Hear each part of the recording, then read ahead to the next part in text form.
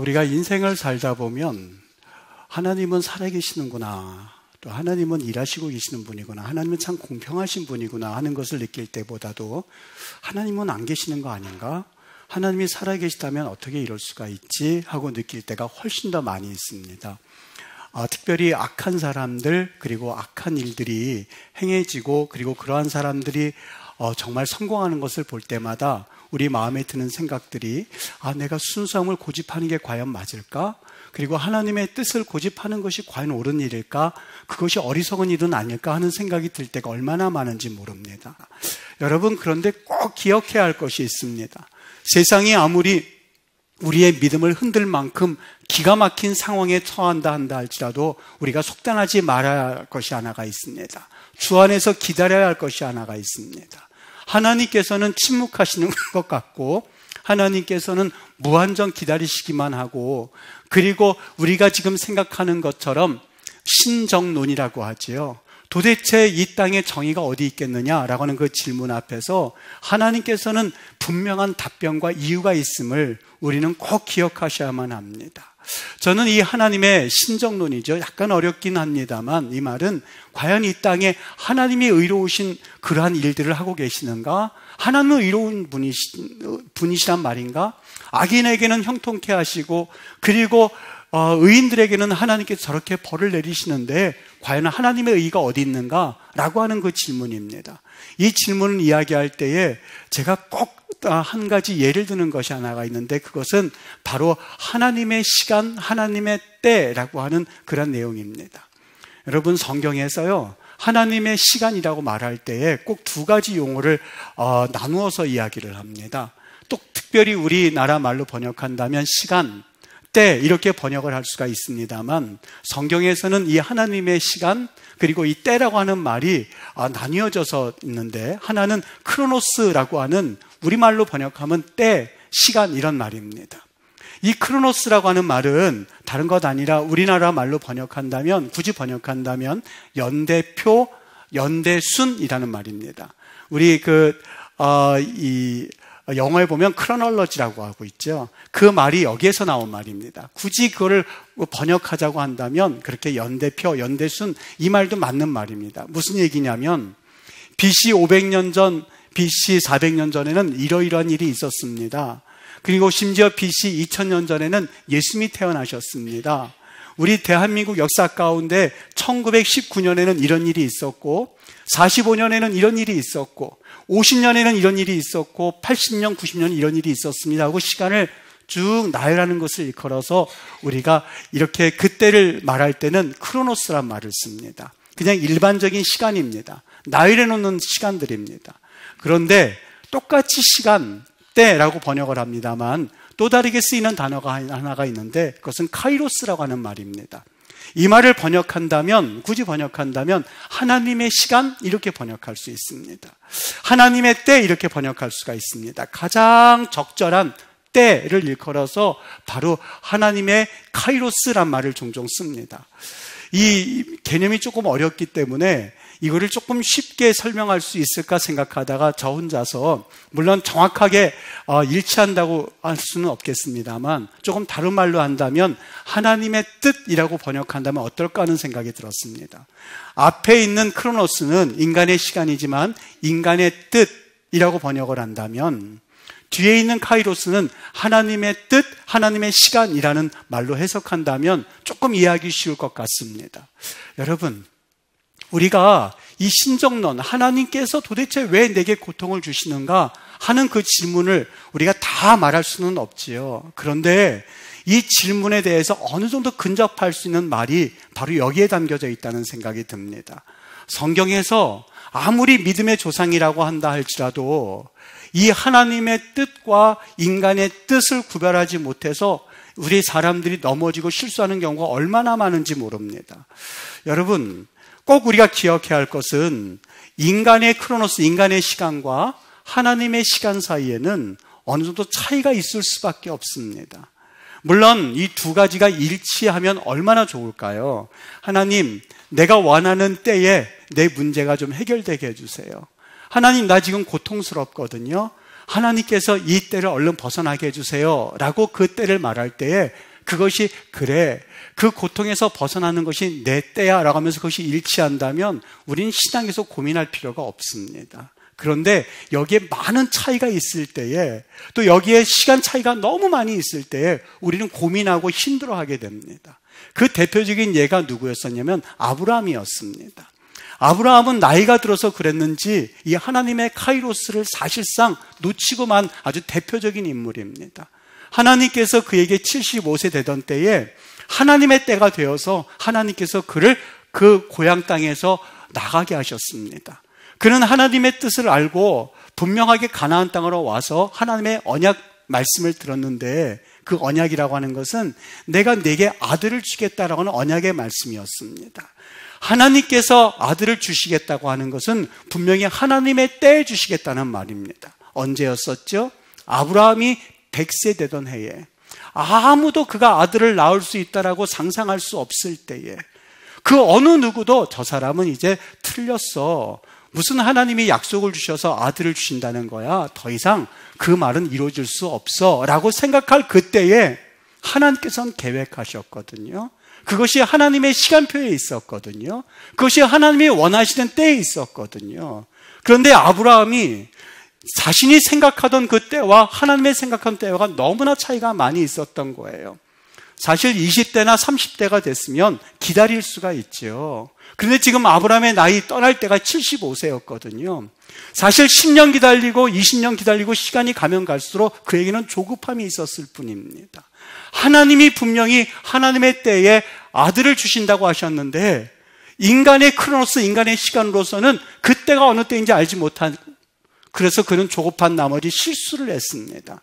자기의 아내 사레의 몸종이었었던 하갈을 불러들여서 아들을 낳고야 말았던 것이죠. 여러분, 이 하나님의 시간표를 이해하지 못하면 그때부터 찾아오는 고통은 사실 우리가 감당하기 힘들 만큼 고통이 찾아올 때가 얼마나 많은지 모릅니다. 기억하시죠?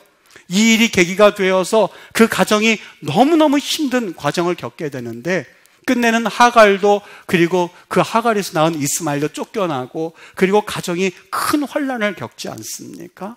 여러분, 이것이 바로 하나님의 시간과 우리 인간의 시간의 차이점입니다. 많은 사람들이 이렇게 물어볼 수 있습니다. 도대체 그 이유가 무엇입니까? 물론 하나님의 섭리를 누가 알 수 있겠습니까? 여러분, 책 제목 중에서 The Reason of the Suffering이라고 하는 베스터만이 지은 책이 하나가 있습니다. 그 책이 500페이지 정도 되는데, 도대체 고통이 어디서부터 기원이 되는지, 도대체 고통이 왜 시작이 되는지 그 이야기를 써놓은 책인데, 500페이지 맨 끝에 가면 베스터만이 뭐라고 고백을 하냐면, 나는 그 이유를 알 수가 없습니다. 이렇게 내가 수많은 이야기를 썼습니다만 나는 알지 못합니다 라는 이야기로 결론을 맺습니다. 여러분, 그것은 우리가 알 수가 없습니다만 성경에서 그래도 비슷하게나마 우리에게 말씀하는 내용이 있습니다. 이사야 55장 8절에서 9절에 보면 하나님이 이렇게 말씀을 합니다. 하나님의 생각이 우리의 생각과 다르기 때문입니다. 하나님의 길은 우리의 길과 다르기 때문입니다.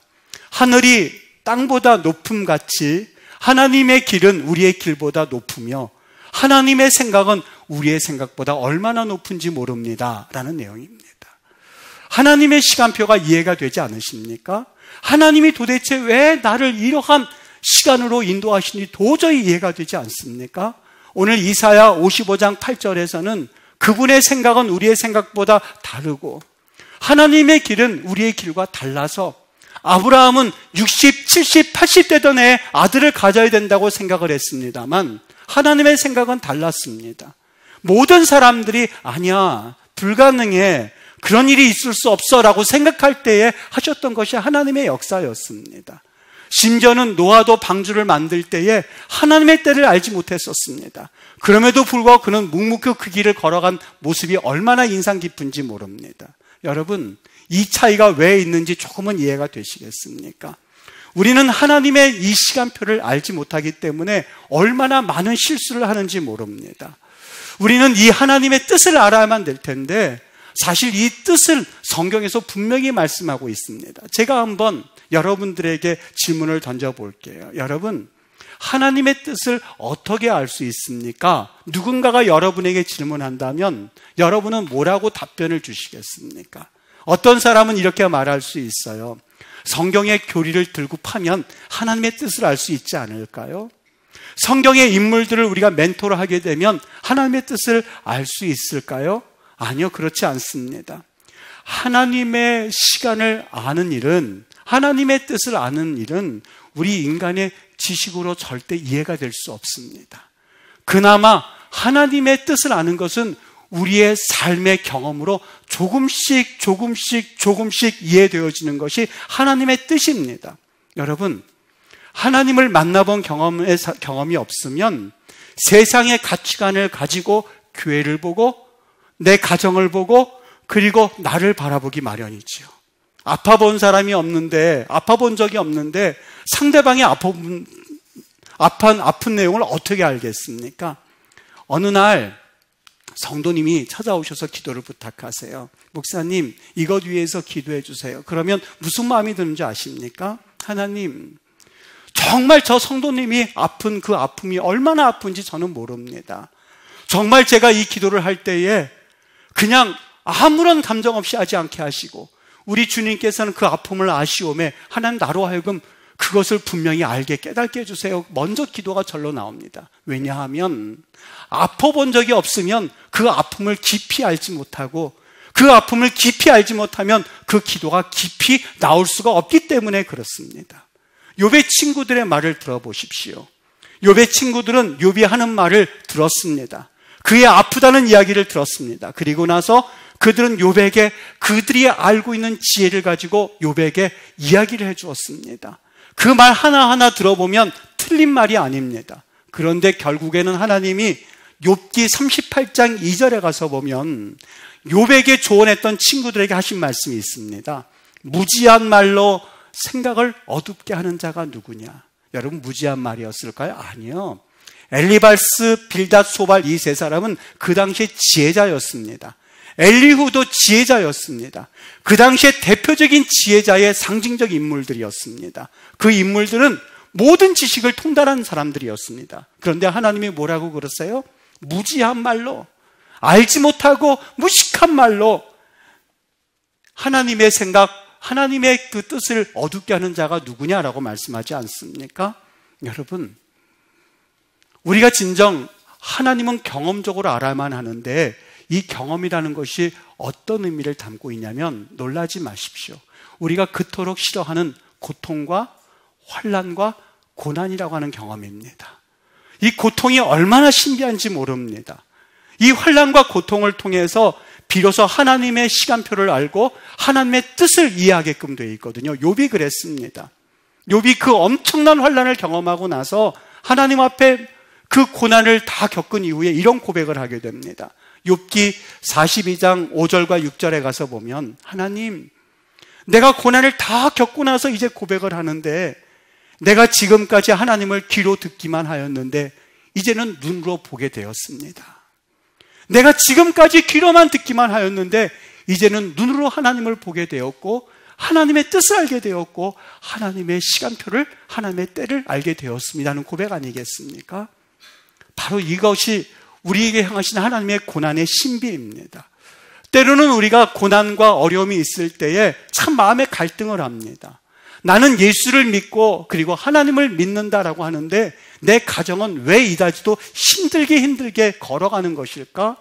그리고 많은 사람들은 예수를 믿지 않아도 풍성하게, 너무 놀랍게 부유하게 살아가고 있는데 나는 예수님을 믿으면서 왜 이렇게 사는 것일까? 라고 하는 그러한 여러 가지 절망 가운데 있습니다. 그런데 여러분, 제가 한 가지 이런 질문에 대해서 온전한 답변이 될 수 있을지는 모르겠습니다만 오늘 사도 바울이 골로새 교인들을 향해서 드리는 이 기도를 보면서 여러분들에게 이것이 위안이 됐으면 좋겠다는 마음이 들었습니다. 골로새 교회는 바울이 단 한 번도 가보지 못했던 교회였습니다. 다만 에바브라라고 하는 그 인물을 통하여서 교회가 어떤 모양으로 형성이 되었는지 그는 전해 들었을 뿐입니다. 그 교회를 향해서 사도 바울이 기도를 하는데요, 그날부터 기도를 하기 시작하는데 그 기도의 내용이 얼마나 구구절절한지 모릅니다. 제가 다 읽어드리지는 않고 골로새서 1장 9절서부터 11절까지 몇 단락만 빼서 여러분께 읽어드리겠습니다. 한번 들어보시지요. 이로써 우리가 듣던 날부터 너희를 위하여 기도하기를 그치지 아니하고 구하노니. 여러분 보세요. 이로써 우리도 듣던 날부터 너희를 위하여, 골로새 교인들, 내가 한 번도 보지 못했고 내가 한 번도 만나지 못했던 너희를 위해서 구하기를, 계속해서 구하기를 내가 하나님 앞에 구하노니. 뭐라고 구하는지 아십니까? 그의 영광의 힘을 따라 모든 능력으로 능하게 하시며, 그의 영광의 힘을 따라 모든 능력으로 능하게 하시며 기쁨으로 모든 견딤과 오래 참음에 이르게 하시고. 이게 왜 감동이 되냐면요, 여러분 지금 골로새 교인들이 쉽지가 않았어요.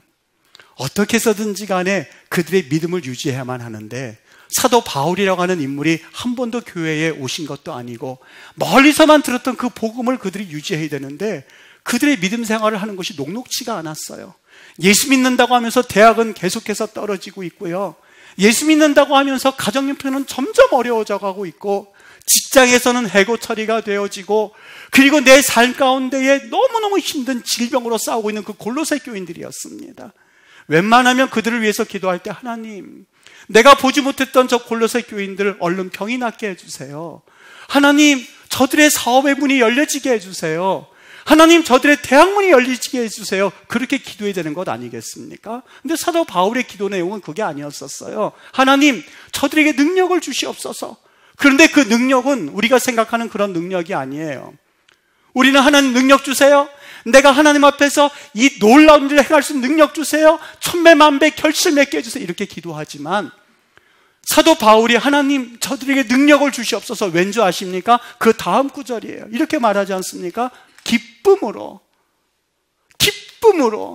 힘들어하거나 얼굴 찡그리거나 답답해하거나 낭망하거나 한숨하시면서 하는 것이 아니라 능력 주셔서 기쁨으로 모든 견디며 그들이 얼마나 힘이 들었는지, 얼마나 그들이 답답했는지 이것에는 견딜 수 있고 이것은 못 견디고가 아니라 하나님 모든 견딤과 오래 참음에 이르게 하시옵소서라고 그가 기도하고 있습니다.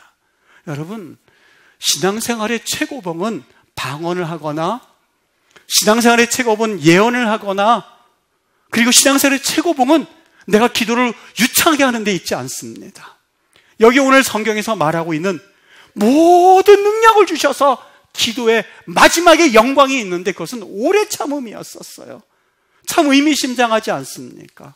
그들로 하여금 병이 낫게 해주세요라고 기도할 수 있을 법한데, 하나님 그들에게 있어서 대학의 문이 열려지게 해주세요라고 기도할 수 있었을 법한데, 하나님 저들의 병이 낫게 해주세요라고 기도할 수 있을 법한데, 사도 바울은 그렇게 하지 않았어요. 하나님 오래 참게 해주세요. 왜요? 바로 사도 바울은 하나님의 뜻을 알고 있었기 때문에 그래요. 여러분, 하나님의 뜻이 뭔지 아십니까? 하나님의 뜻을 알기 위해서는 그 보좌 우편에 앉아 계신 예수님이 이 땅에 오신 이유를 알면 그것이 하나님의 뜻입니다. 왜 오셨습니까? 하나님이 세상을 이처럼 사랑하사 독생자를 주셨으니 이는 저를 믿고 믿는 자마다 영생을 얻게 하기 위함, 그것이 하나님의 뜻이었거든요. 사도 바울은 지금 감옥에 있어서 이 이야기를 하고 있는지 모르겠습니다. 감옥에 있었던 사도 바울이 그들을 위하여서 축복할 수도 있었고 여러 가지 환난을 없애게 해달라고 기도할 수 있었음에도 불구하고 그는 그렇게 기도하지 않습니다. 하나님, 골로새 교인들이 저 어려운 환경 가운데서 잘 버티게 해주세요. 얼굴 찡그리면서 버티지 않게 하시고 웃으면서 견디게 해주세요. 감사하면서 견디게 해주세요. 이것이 하나님의 뜻임을 알게 해주세요. 그리고 모든 참음으로 인하여서 하나님의 은혜를 알게 해주세요 하는 것이 사도 바울의 고백이었었어요. 바로 그것이야말로 그들의 영혼을 살리는 길임을 알았기 때문에 그래요. 여러분, 우리의 기도 내용을 가만히 한번 되새겨 봐야 되지 않겠습니까? 우리는 기도할 때에 한번 녹음해서 들어보면 참 재미있을 것 같아요. 하나에서부터 100까지 하나님 내게 이것을 주시옵소서. 하나님, 내가 저것도 부족합니다. 하나님, 내가 이것이 꼭 필요합니다. 저것은 없어서는 안 됩니다. 저것은 내게 있어서 필수 불가결입니다 라는 이야기를 하면서 그것이 끝나고 나면 예수 그리스도의 이름으로 기도합니다. 끝! 이러지 않습니까? 그런데 오늘 사도 바울의 고백은 얼마나 우리의 마음을 적시는지 모릅니다. 왜요? 그것이 영혼을 구원할 수 있는 하나님의 방법임을 그는 알았기 때문에 그래요. 인간의 시간표와 하나님의 시간표 사이에 갭이 있는데 그 갭에는 반드시 우리의 오래 참음이라고 하는 은혜가 있어야겠기에 하나님께서는 이 방법을 우리에게 보여주셨고 사도 바울에게는 기도하게 하셨던 거죠. 성경에 보면 이 오래 참음, 인내, 환난, 고통을 한마디로 이야기해서 인내, 오래 참음이라고 하는 성령의 열매에 대해서 말씀하고 있는 구절을 우리가 보게 됩니다. 갈라디아서 2장 5장 말씀입니다. 5장 말씀에 보면 성령의 9가지 열매 가운데 가장 귀중한 열매가 또 하나 우리에게 보여주는데 바로 오래 참음이라고 하는 인내입니다. 그런데 이 오래 참음을 성경에서 번역할 때에 long suffering이라고 번역했어요. 의미심장하지 않습니까? 물론 우리가 번역하면 인내, 오래 참음 이렇게 번역할 수 있습니다만 긴 고통이란 말이 합쳐서 된 말이에요. 여러분, 하나님의 시간표를 이해하기 위해서는, 하나님의 뜻을 이해하기 위해서는 하나님이 우리에게 주신 축복이 하나가 있습니다. 세상에서 보면 그것이 축복이라고 말하기는 약간 거리낌이 있는 단어입니다만 바로 고난이라고 하는 인내입니다. 이 고난의 인내의 시간을 잘 버티고 나면 우리 하나님을 바라보는 시각이 달라지게끔 되어 있고 하나님을 생각하는 그 생각이 깊어지게끔 되어 있는 것, 이것이 바로 하나님의 뜻이거든요. 그래서 성경에서는 또 너희가 내 이름으로 말미암아 모든 사람에게 미움을 받을 것이나, 여기 미움을 받을 것이나라고 하는 말은 우리가 환난을 당하고 어려움을 당하고 때로는 내 여러 가지 삶의 문제 가운데 허덕이는 그 삶을 말합니다. 끝까지 견디는 자는 구원을 얻으리라고요. 끝까지 견디는 자는 구원을 얻으리라고요. 여러분의 삶 가운데에 지금 힘들고 어려운 면이 생각나십니까? 여러분, 그것으로 불평하거나 그것으로 낭망하거나 좌절하지 마십시오. 하나님이 우리에게 성령의 열매를 주시기를 바라는데 성령의 열매 가운데 또 하나의 열매가 있다면 그것은 인내와 오래 참음의 열매입니다. 오늘 사도 바울이 하나님, 저 골로새 교인들에게 영광의 은혜를 더하여 주시되 오래 참음으로 그 영광의 열매가 얻어지게 하옵소서라고 기도했던 것처럼 오늘 여러분에게 그런 은혜가 있게 되기를 간절히 축복합니다. 내가 보기에 참으로 힘들고 어려운 시간이라 한다 할지라도 여러분 꼭 기억하십시오. 영적 최고봉은 인내라고 하는 모든 견딘과 참음이라고 하는 그런 열매입니다. 우리 하나님 앞에서 욥이 존귀함을 얻은 이유가 바로 여기에 있습니다. 하나님의 카이로스, 하나님의 시간표를 그는 분별하였기 때문입니다. 그는 끝내는 이렇게 고백합니다. 하나님이 나를 단련하신 후에는, 하나님이 나를 고난 가운데 단련하신 후에는 내가 정금같이 나오겠다고요. 하나님을 끝까지 신뢰하십시오. 그리고 하나님을 끝까지 바라보면서 인내하십시오.